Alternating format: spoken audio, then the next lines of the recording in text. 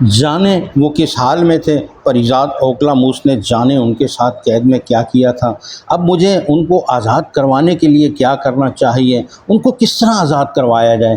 سوچتے سوچتے مجھے نیند آ گئی اور پھر صبح میں بوڑھے آنند کے ساتھ دریا پر مچھلی کے شکار کے لیے چلا گیا۔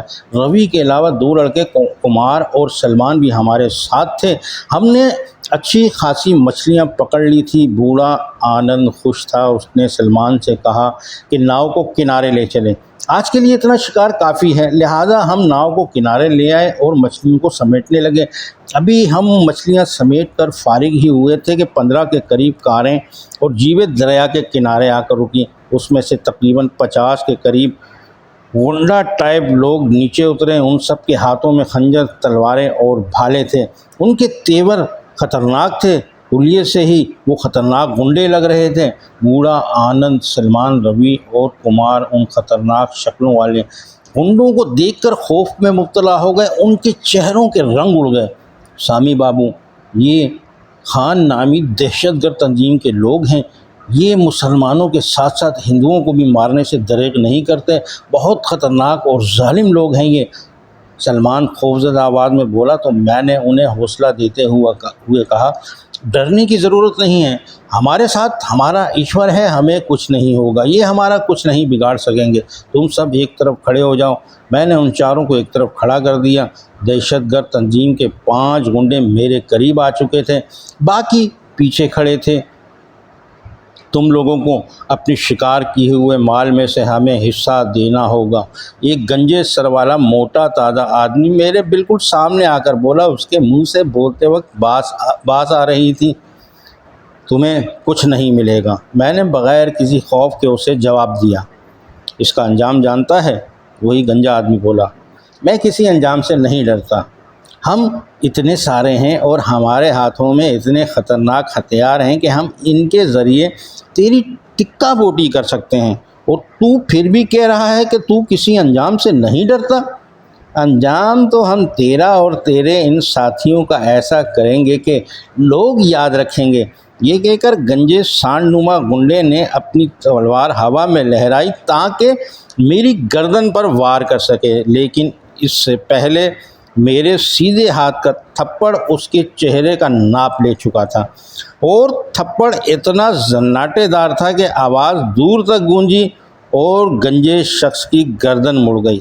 گنجا شخص اپنی مڑی ہوئی گردن کے ساتھ زمین پر ڈھیر ہو گیا اور پھر نہ اٹھ سکا۔ گنجے سانڈ نما شخص کو یوں گرتے دیکھ کر اس کے ساتھ کھڑے 4 غنڈے اور ان کے پیچھے کھڑے خان کے غنڈے پریشان ہو گئے۔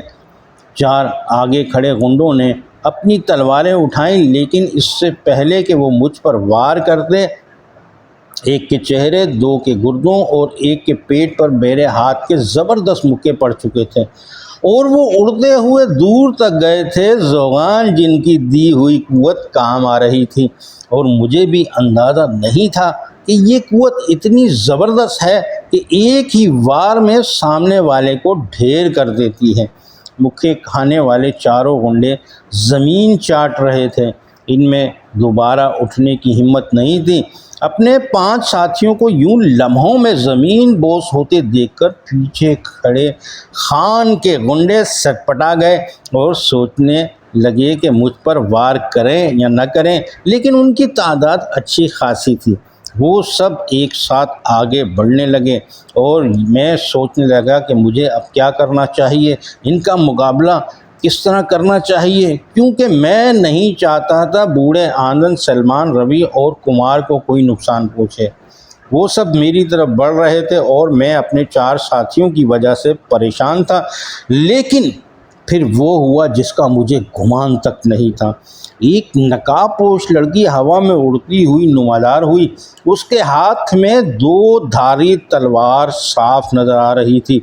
وہ خان کے غنڈوں پر ٹوٹ پڑی، اور پھر میں نے اس نقاب پوش لڑکی کی تلوار کا کمال دیکھا۔ وہ جس طرح کلا بازیاں کھا کر اور ہوا میں اڑ اڑ کر خان کے غنڈوں کا صفایا کر رہی تھی، اس سے پتہ چل رہا تھا کہ وہ زبردست فائٹر ہے اور اس نے جوڈو کراٹے کی ٹریننگ لی ہوئی ہے۔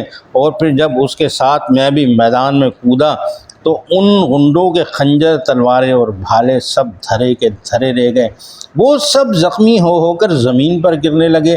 میرا ایک ہاتھ جس غنڈے پر پڑتا تھا وہ زمین سے دوبارہ نہیں اٹھتا تھا۔ کچھ ہی دیر میں ان غنڈوں کو سمجھ آ گیا کہ وہ ہمارا مقابلہ نہیں کر سکتے، لہذا بچ جانے والے خان کے غنڈوں نے بہتر یہی سمجھا کہ میدان چھوڑ کر بھاگ جائیں، اور پھر وہ بھاگنے لگے۔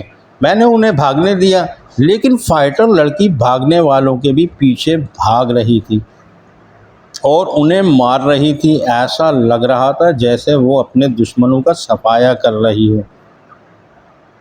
جو بچ کر بھاگ سکتے تھے وہ بھاگ گئے۔ نقاب پوش لڑکی رک گئی اور اپنی تلوار میان میں ڈال کر میری طرف آنے لگی۔ سراپے سے لڑکی دبلی پتلی اور نرم و نازک لگ رہی تھی، لیکن میں اسے لڑتے ہوئے دیکھ چکا تھا۔ وہ ایک خطرناک فائٹر تھی۔ کون ہو تم؟ لڑکی جب میرے قریب آ گئی تو میں نے پوچھا۔ میں یون۔ لڑکی نے اپنا نام بتا کر نقاب اتارا۔ وہ ایک چینی لڑکی تھی، انتہائی پرکشش اور خوبصورت لڑکی۔ تم کون ہو؟ میں یون نے پوچھا۔ میں سید ابتسام علی ہوں، تم مجھے سامی کہہ کر بلا سکتی ہو۔ میں نے اپنا تعارف کروایا۔ انڈین ہو؟ اس نے پھر پوچھا۔ نہیں، پاکستانی ہوں، میں نے جواب دیا۔ بہت اچھا، مجھے پاکستانی پسند ہے۔ میون انگریزی میں بات کر رہی تھی۔ اس نے ہاتھ ملانے کے لیے ہاتھ آگے بڑھایا۔ میں نے آج تک کسی لڑکی سے ہاتھ نہیں ملایا، لیکن تم سے ملا رہا ہوں کیونکہ مجھے بھی چینی لوگ اچھے لگتے ہیں، میں نے میون سے ہاتھ ملاتے ہوئے کہا۔ میون کے ہاتھ کافی سخت تھے۔ وہ باہر سے جو نظر آتی تھی اندر سے وہ نہیں تھی، یعنی باہر سے وہ نرم و نازک سی لڑکی لگتی تھی، لیکن اندر سے وہ بہت مضبوط قسم کی شخصیت کی مالک تھی۔ تمہارے ہاتھ تو بہت سخت ہیں، فولاد کی طرح۔ میں کنگ فو ماسٹر ہوں، ننجا کے علاوہ میں نے کئی قسم کی فائٹ کی ٹریننگ لی ہوئی ہے۔ وہ بول ہی رہی تھی کہ بوڑھا کلیم اور تینوں لڑکے ہمارے پاس آ کھڑے ہوئے۔ سامی بابو چلیں؟ بوڑھا آنند بولا۔ انہوں نے مچھلیاں ہاتھوں میں اٹھا لی تھی۔ ہاں، میں نے کہا، اور میون سے بولا، تم کہاں رہتی ہو؟ میرا کوئی ٹھکانہ نہیں ہے، میون بولی۔ کیا مطلب؟ میں نے حیرانگی سے پوچھا۔ تو میون بولی، میں ہندوستان ایک مقصد کی وجہ سے آئی ہوں، مقصد پورا ہونے کے بعد چین واپس لوٹ جاؤں گی۔ کیا مقصد ہے تمہارا ہندوستان میں آخر؟ میں نے پوچھا۔ جس طرح تم میرے ساتھ خان کے غنڈوں سے لڑے، اس سے یہ ظاہر ہوتا ہے کہ تمہاری بھی ان کے ساتھ دشمنی ہے، اس لیے میں تمہیں بتا رہی ہوں اپنا مقصد۔ میون نے بولنا شروع کیا۔ میری چھوٹی بہن اپنے کچھ دوستوں کے ساتھ ہندوستان گھومنے آئی تھی، لیکن وہ واپس چین نہیں پہنچی۔ وہ اور اس کے 2 ساتھیوں کو اغوا کر لیا گیا۔ اس کے جو ساتھی چین لوٹ کر آئے، انہوں نے بتایا کہ میری بہن اور اس کے 2 ساتھیوں کو خان کے غنڈوں نے اغوا کیا ہے، لہذا میں ہندوستان آ گئی۔ یہاں مجھے پتہ چلا کہ میری بہن اور اس کے ساتھیوں کو اغوا کرنے والا خان چوہان نامی شخص ہے، جو اس علاقے میں خان کا نیٹ ورک چلا رہا ہے، لہذا میں اس علاقے میں خان چوہان کو تلاش کر رہی ہوں۔ جانے میری بہن اور اس کے 2 ساتھی کس حال میں ہیں، زندہ بھی ہیں یا نہیں، مجھے کچھ خبر نہیں، لیکن میں خان چوہان کو نہیں چھوڑوں گی۔ میون خاموش ہوئی تو میں نے کہا،